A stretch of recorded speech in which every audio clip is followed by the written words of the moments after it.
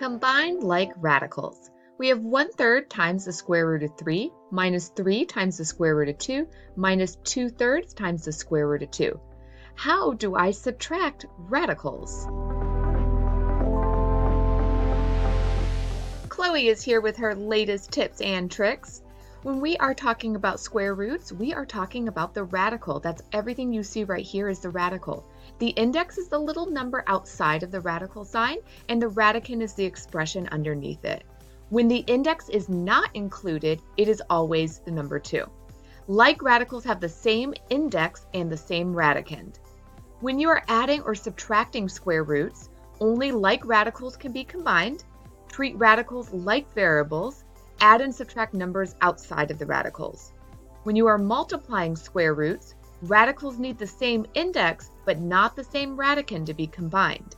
Multiply the radicands and multiply the numbers outside of the radicals. Now that we have Chloe's tips and tricks, we can go ahead and start subtracting these square roots. So when we are adding or subtracting square roots, her first tip was to remember that only like radicals can be combined. A like radical has to have the same index and the same radicand. So the radicand is what is underneath the radical sign. So this first one has a radicand of 3. These other two have a radicand of 2.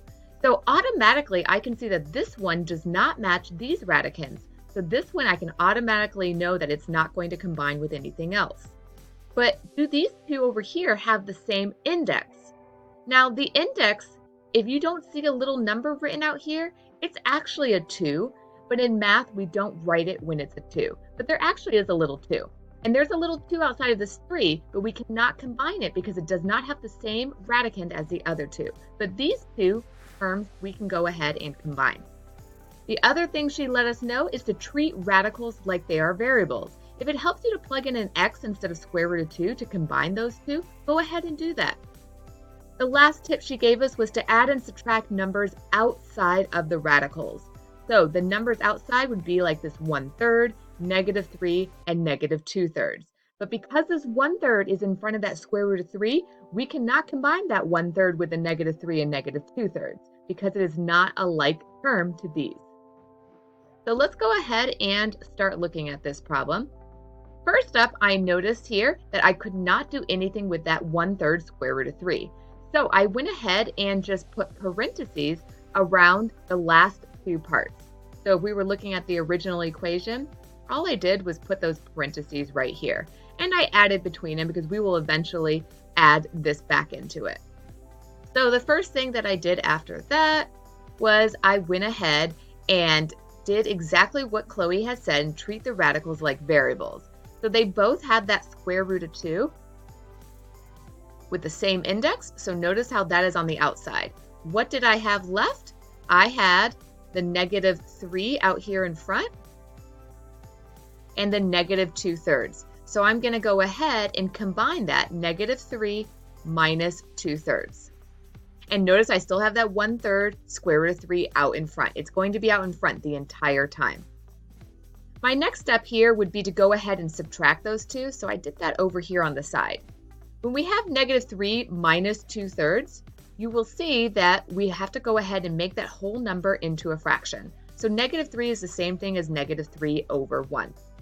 And then when we are adding or subtracting fractions, remember you can't add or subtract fractions unless you have the same common denominator. The same common denominator between 1 and 3 would be 3. So then I asked myself, well, what do I have to multiply by 1 to get that new denominator of 3? 1 times 3. Whatever I multiply my denominator by, I have to multiply my numerator by it as well. So -3 times 3 is a -9. Now on this second one, we have to do the same thing. 3 times what gives me the denominator of 3? 3 times 1. Whatever we multiply our denominator by, we have to multiply our numerator by it as well. So 2 times 1 is 2. From here, once you have the same common denominator, you can add or subtract the numerators. So -9 minus 2 is -11. So we have -11 over 3. So I'm going to take this -11 over 3 and plug it back into the -3 minus 2/3 part. And when I do that, you can see that everything is exactly the same. I just went ahead and just combined those two. Square root of 2 is still here, and we still have the 1/3 square root of 3 out in front. From here, I don't really need these parenthesis signs anymore, so I can go ahead and just drop them. And this right here is my final answer.